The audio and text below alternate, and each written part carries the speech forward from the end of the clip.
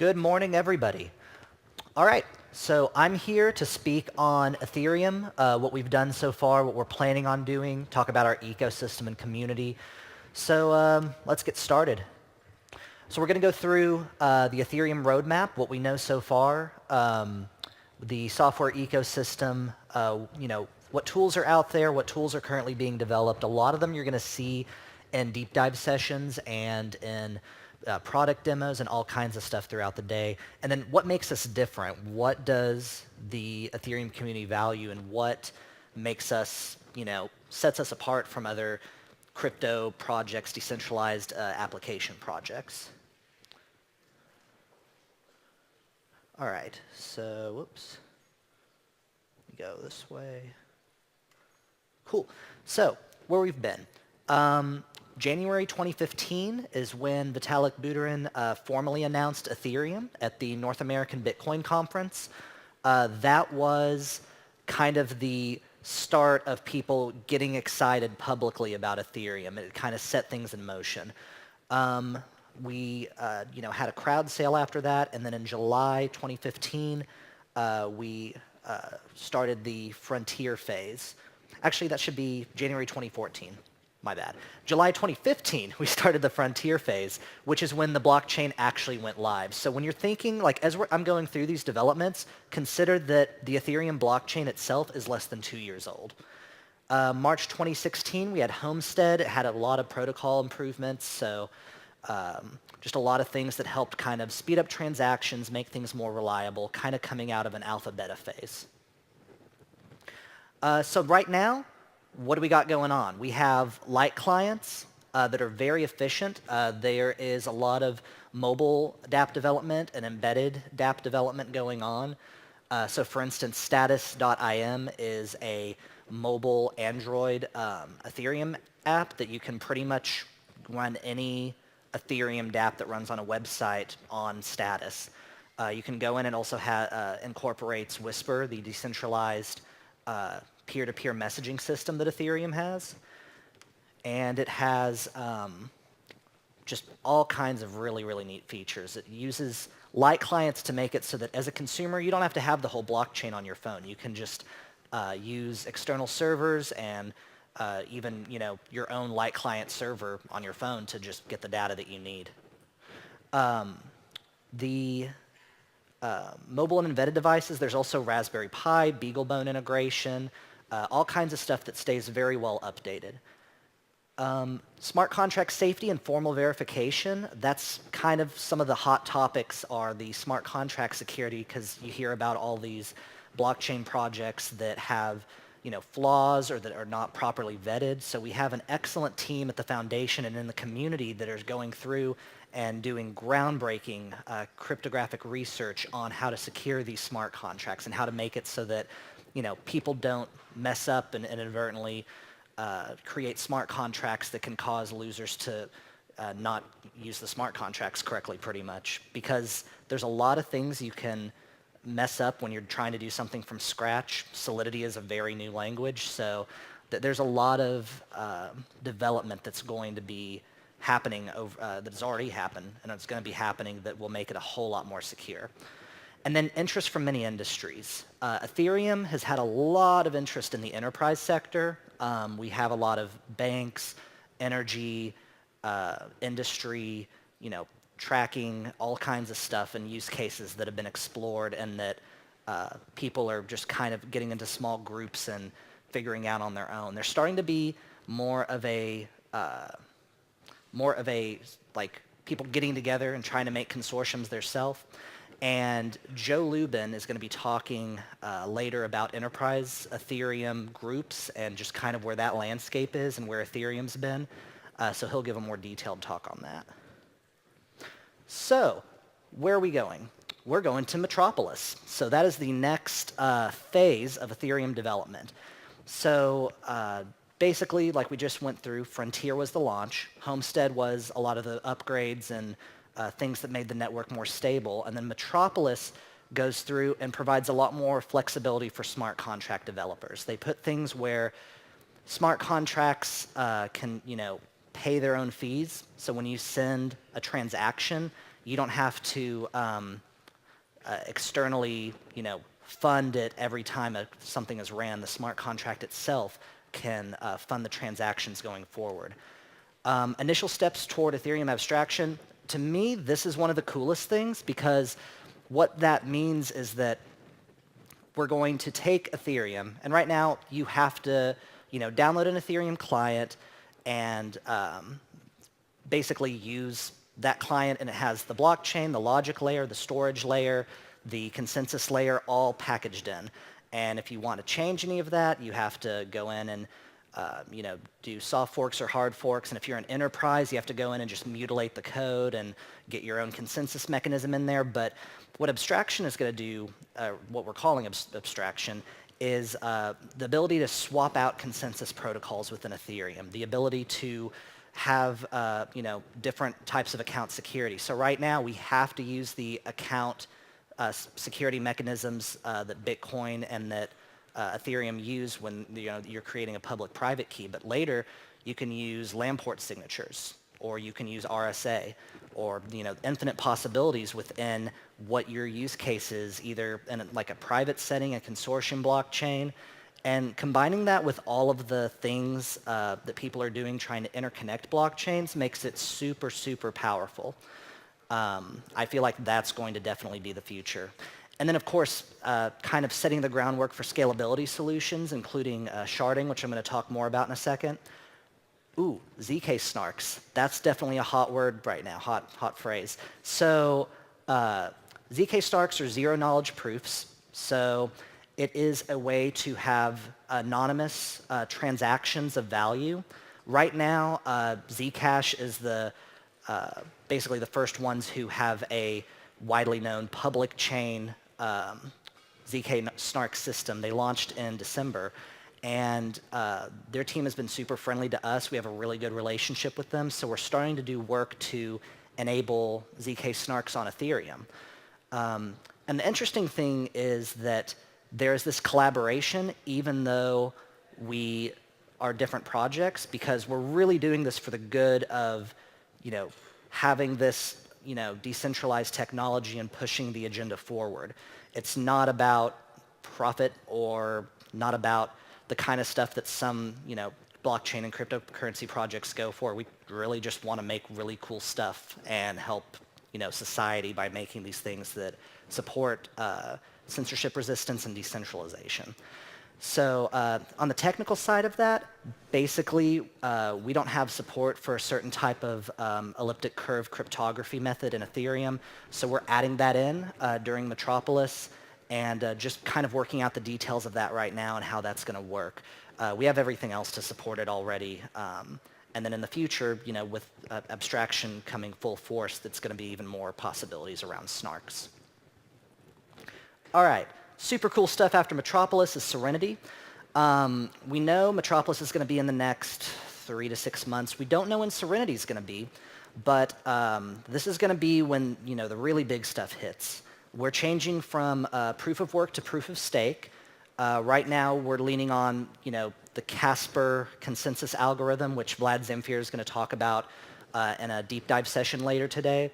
So what that's going to do, for those who are not familiar with proof of stake, proof of work, is just like the Bitcoin network does it. You have miners that, are using their computing power and burning electricity in order to secure the coins. So what proof of stake is going to do is you have coins that you kind of lock into these contracts on the network, and you have virtual miners. So you abide by a set of rules to lock your coins in, and that makes you a virtual miner that on-chain has the ability to approve of transactions and act as a miner securing the network without having to expend costly external resources and hurt the environment with a lot of this heat production and energy cost that comes with proof of work in most cases. Finish abstraction on Ethereum. So I talked about it a little bit in the last slide, but additionally, what we're trying to do is have just a lot more flexibility with what people want to do. There's, sometimes big debates about UTXO transaction models versus, what Ethereum uses. And so having this abstraction from the logic layer and the storage layer, you can put UTXO-based token management on the Ethereum blockchain. You can have advanced contract execution schemes. So the ability to have contracts, like I said, pay for their own transactions, which is a huge step in having smart contracts be more autonomous and not have to be activated by outside influence necessarily. And then blockchain sharding. What sharding does, right now when you have blockchains, there's a single blockchain, and in that blockchain you have whatever consensus algorithm, and everyone's downloaded the entire chain, so everyone has the same copy, and so everyone can verify and everyone gets updated in relatively the same amount of time. What sharding does is it cuts the blockchain into hundreds or thousands of pieces so that each node that is running only has to approve of their piece, their shard of the network. And that sounds insecure because it's like, well, how do they know about all the other pieces? But what we're working on is a solution to take Merkle roots, so the thing that kind of structures a lot of the transaction receipts and transaction stuff in both Bitcoin and Ethereum. And we're going to make it so that every shard has a Merkle proof that can then compare across each other and make it so that it has a strong sense of consensus. Shards can talk across from each other, cross-communicate, and there's still a lot of research to be done in this. It's definitely not something that's in stone right now, which is why there's not really an estimated time for Serenity to come out. But the research is really promising. There's some channels on Gitter that a lot of people participate in, and it's really groundbreaking stuff from both academia and just normal people who have really good ideas or who are hobbyist cryptographers who come in and help us with a lot of this, including the economic theory. There's also some things that we're going to do to decrease block time. Theoretically, with blockchain sharding, you can bring the block time down significantly. You can also have tens of thousands throughput of transactions eventually. When Serenity first comes out, it's probably not going to be that way exactly. There's definitely going to be higher throughput of transactions, but the goal is to set up a structure through abstraction to be able to iterate on each part of the Ethereum protocol in a way that's more simple, that's not all interconnected, and that allows for these type of innovations that I've described. So, Ethereum software ecosystem, what a lot of people don't realize is just how much, it's actually overwhelming sometimes, how much has been done in the Ethereum ecosystem. So what I got right here, little bubbles that describe what's going on in the Ethereum ecosystem from kind of a high level. So let's start with clients. Ethereum does not have, we basically implement a protocol standard and then the clients follow that standard rather than having a core reference client that everyone follows and that is the standard. So what that means is you can take our protocol specification and implement it into a lot of different programming languages without having to rely on the core code base of any others. So we have, as you can see, C++, Java, Ruby, and I actually didn't even list them all. I think there's a few more Haskell included clients that you can, take the code base for and just right off the bat connect to the Ethereum network. There's also dev tools. So I know MetaMask is here, and they're going to be talking during a learning session. There's Solidity, which is our smart contract language. There's Embark and Truffle, which are tools to create Solidity abstractions and to help people create and test their smart contracts. And then all the IDE icons are going, and text processor icons are programs that have Ethereum plugins for linting and all these other things. So really there's just a variety. If you want to jump into Ethereum development, there's a lot of tools right there, and it's real easy to get into. The enterprise on the far left is going to be what the future of Ethereum is going to look like outside of the public scope. So we have block apps, Monax, Tendermint, JP Morgan's Quorum, Heiko's project with HydraChain on the far left, the mushroom-looking one. That's a really cool logo. So what they're working on is having alternative consensus mechanisms. So sometimes proof of stake, sometimes different round-robin protocols, because a lot of the time when you're working with different businesses, you don't necessarily need, you need to have some sense of decentralization, but you kind of trust who you're working with there. If you have 10 or 100 companies and you know them all, and you know what their addresses are, and it's not anonymous or pseudo-anonymous, you don't really need that. You can kind of assist in that trade-off of trust and scalability. So what they're trying to do is get bigger transaction throughput. They're trying to iterate on talking between different blockchains and a ton of other cool things. There's a few different enterprise deep dives throughout this conference. We got dApps, Uport is here, Gnosis is here, Oracleize is here, and then there's been some other kind of popular dApps that have popped up recently, including First Blood, Akasha, Project Oaken. And then finally, and probably most importantly, we have a very, very strong community. We have a very active Reddit. We have dozens of GitHub or Gitter channels that are all hours of the day, people coming in. And I really got interested in Ethereum because it's super approachable.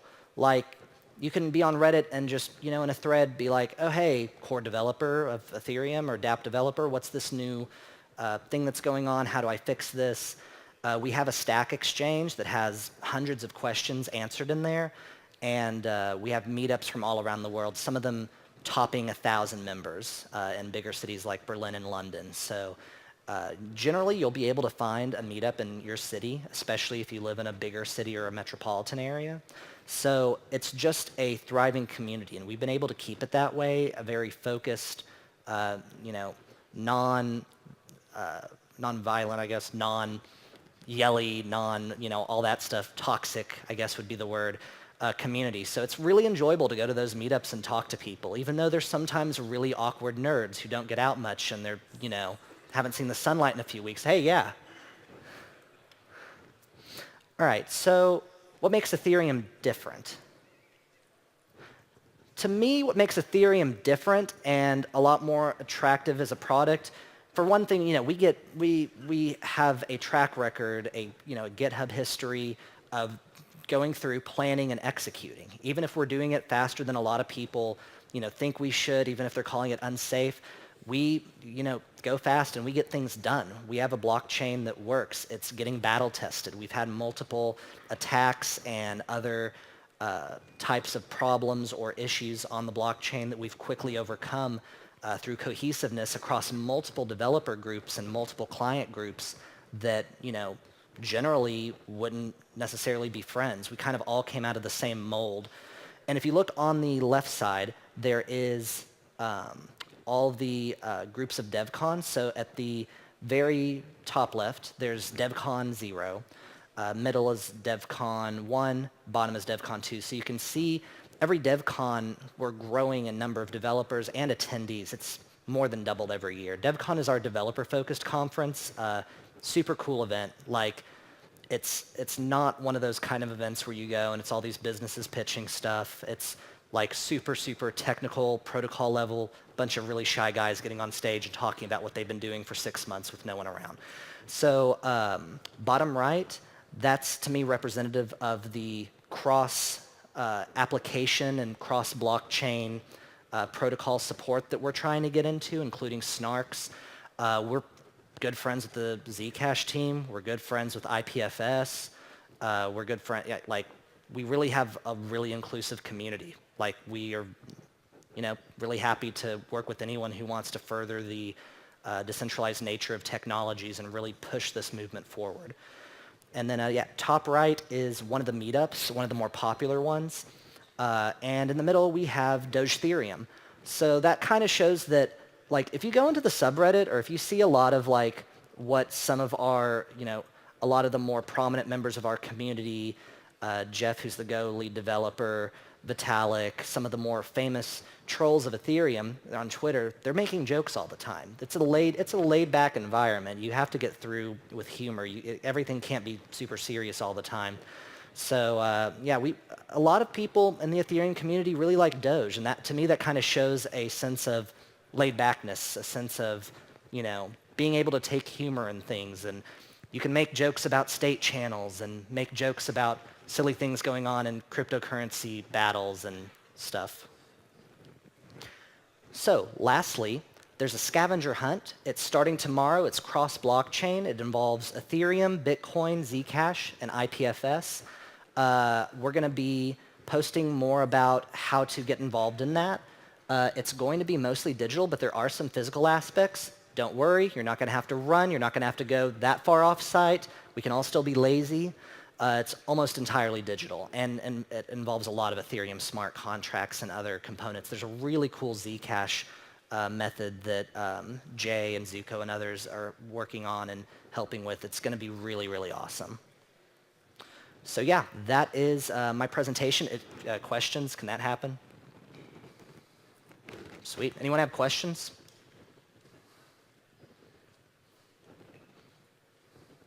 Oh, change your mind. It's okay.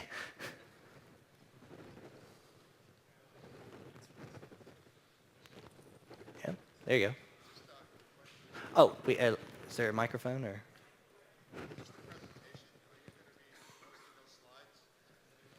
Oh yeah, so the question was, am I going to be posting the slides? Yep, I'll post on my Twitter and my website. I usually try to do that. So yeah, the slides will be, I'm at Hudson Jameson and hudsonjameson.com.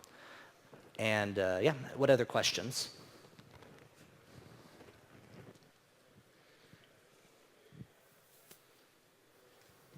Hi there. Yeah, so I saw on one of your slides you're looking at advanced contract execution schemes. I was just wondering if you could mention a bit more about that, whether they'll happen on-chain, off-chain.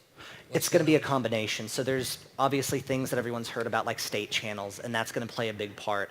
There's a lot of cool projects that are outside of Ethereum's core development, including Raiden and Golem, which are kind of, Raiden is pretty much like Lightning Network style implementation on top of Ethereum.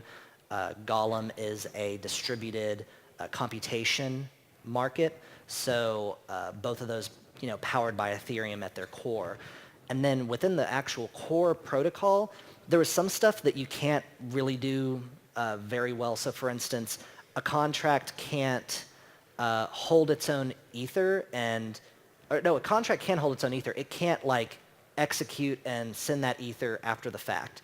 So you have to poke it. You have to say, hey, do this function, and you have to supply the transaction fees as the user who is either using the contract or who wants someone else to use the contract. So now with smart contracts paying their own fees, it makes it a little bit easier for the user to not have to guess when they're going in and trying to initiate a smart contract. And additionally, it helps with, keeping that nebulous part of what the transaction fee is going to be today, put that on the smart contract developer and not the user who doesn't want to do that. We want Ethereum to be behind the scenes. You shouldn't know you're using Ethereum if this is in the real world. It'll be a back-end system that's going to, connect everything. We don't want it to interfere with the users. We're going to make it as user-friendly as we can.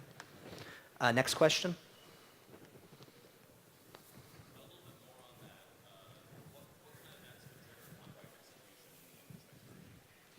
The question was, what kind of events trigger contract execution, and what was it again?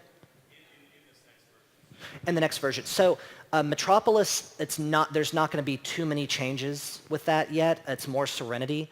So in Serenity, there might be a few in Metropolis. It's still a little bit up in the air because we're still finalizing our Ethereum improvement protocols around what we're going to complete. But some of what's going to happen there is the ability for smart contracts to be their own. So right now we have user accounts and we have smart contracts. And user accounts are people contracts, like they can't actually have their own code on there, but we're going to combine it so that everything is just a contract, even like user accounts or contracts. So in doing that, you have better execution to send a transaction and the contract take it and say, oh, I already have Ether in my contract account, so I can just provide the transaction fee and send it along. Whereas before, as a user, I had to be like, is this going to be enough, Ether or gas I'm sending to execute the transaction? I'm not sure. Right now, if you talk to a contract and you don't put enough gas in, which is basically our word for what runs the system. It's an abstraction of transaction costs. If you don't put enough gas in, it could just fail, and it'll just do an out of gas error and return to you. That's going to help prevent those a lot more. Oh, microphone, right there.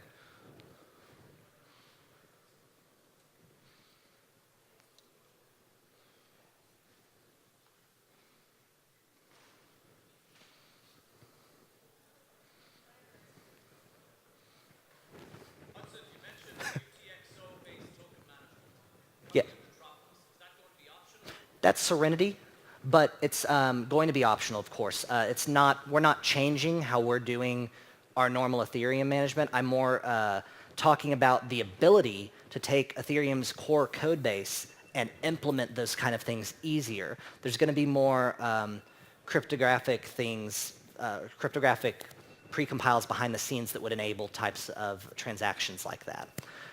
Yep. So I think that's all my time. Thank you all so much for listening to me, and check out a lot of the Ethereum workshops we have going on. We have deep dives, a lot of cool people here interacting. Thank you.